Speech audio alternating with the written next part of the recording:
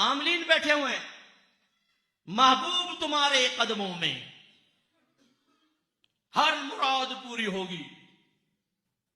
एक मैंने वो देखा पोस्ट, वो आजकल आया हुआ है, मैं नाम नहीं लेता हूं उसका, वो मुझे किसी ने भेजी, ये मेरा वजीफा कर ले, महबूब चल कर तुम्हारे दरवाजे तक आएगा, ना आए नाम बदल देना। वो महबूब जिसको ये कह रहा है और जो इससे अमल करवाएगा, वो महबूब आपकी और मेरी बेटी भी तो हो सकती है, आपकी मेरी बहन भी तो हो सकती है ना। कोई उससे मोहब्बत करे, उससे वो, और ये क्या कह रहा है, आपकी बहन, मेरी बहन, आपकी बेटी, मेरी बेटी को किसी अजनबी के दरवाजे तक पहुंचाएगा। इस हबीस को तो पकड़ के मारना चाहिए और इससे पूछना चाहिए, बेगैरत, ये बता तेरी बीवी अगर उसकी महबूबा हो, फोन कीजिएगा, बोले भाई आपने कहा था महबूब कदमों में, वो कहेगा हाँ बिल्कुल, कंफर्म होगा 100%, हाँ बिल्कुल, मैं आपको 1 लाख रुपए दूंगा, आपकी बीवी मेरी महबूबा है, उसको भेज दें। फिर देखे से कैसे आग लगती है। और खबीसो, तुमने मुसलमानों को, नौजवानों को इन गंदी हरकत की तरफ लगा दिया है। बगैर तो तुम लोगों ने बेड़ा गर्क किया है हमारे नौजवानों का, और हमारे नौजवान अपने मजहब इस्लाम को मुकम्मल टाइम न देने की बिना पर और उलमाए आले सुन्नत की अहमियत ना जानने की बिना पर इन्हें पैसे देने के कह रहे हैं किसी की बहन, किसी की बेटी को हमारे दरवाजे तक पहुंचाओ। ये बेगैरती है कि नहीं है बताइए, इससे बड़ी और क्या बेगैरती होगी। और ये उलमा बोलने वाले नहीं होंगे तो आज टिकटॉक पर किसी की बेटी को ठुमका लगाते हुए देख रहे हो, आपके पास क्या गारंटी है कि कल ये खबासत हमारे घर में दाखिल होकर हमारी बहन बेटी को नहीं नचवाएगी।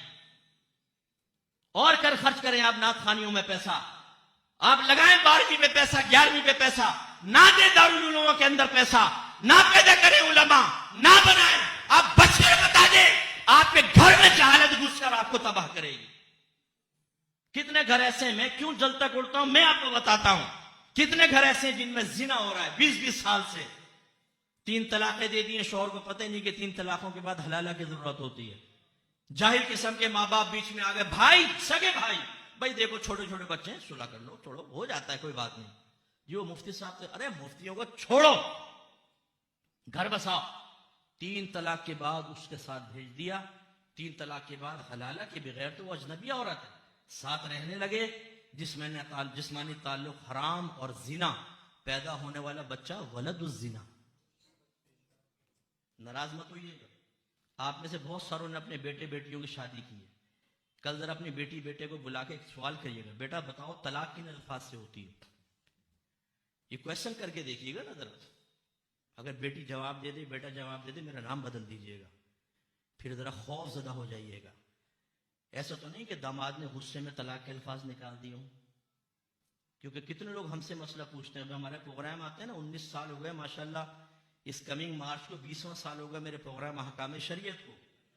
जब हम ये तलाकों के मसाइल बयान किए तो कितनों ने फोन किए, मुफ्ताब ये जुमला तो मैंने भी कहा था, कितने अरसे पहले, 10 साल पहले, तो फिर क्या किया था, मालूम ही नहीं था।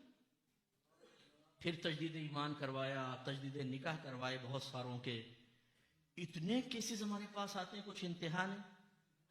भाइयों समझें जरा, अच्छे उलमा का पैदा करना इंतहाई जरूरी है।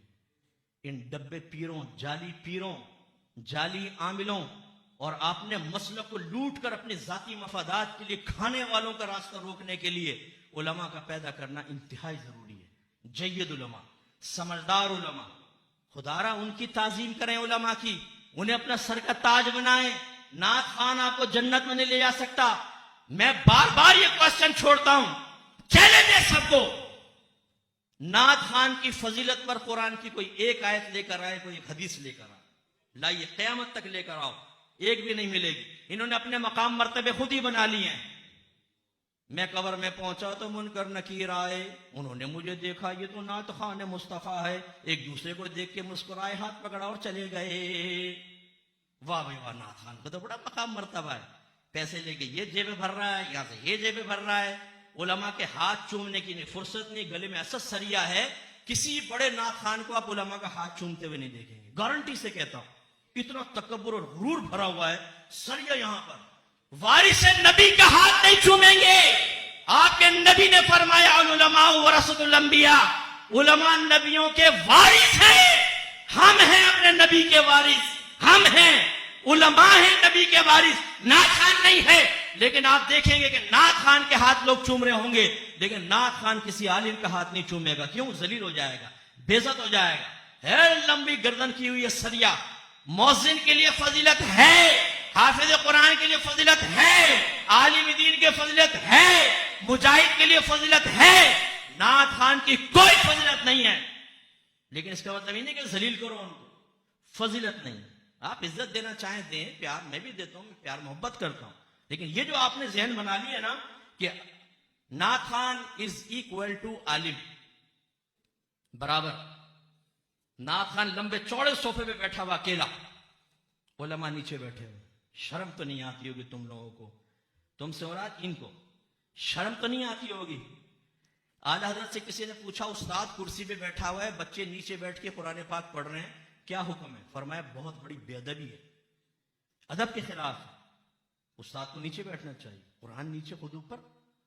और उलमा ये साहिब कुरान होते हैं, इनके सीनों में कुरान है, हदीस है, फिक्र है, आराम से चौड़े होके बैठे हैं, उलमा नीचे। भाई उलमा को भी सोफा दे दो, चलो मैं नहीं कहता हूं इससे सोफा खींच लो, क्योंकि खींच लोगे तो इसकी तो नाक इतनी ऊंची है, तुम्हारी महफिल में नहीं आएगा इनका कि मुझे सोफा पेश नहीं कहता। रख देना इसको ऐसी कुर्सी, जरा रख के बताओ मुझे, किसी बड़े नाथ खान को तुम्हारा नाम बदल दूंगा जो तुमने मेरे लिए रखी है कुर्सी।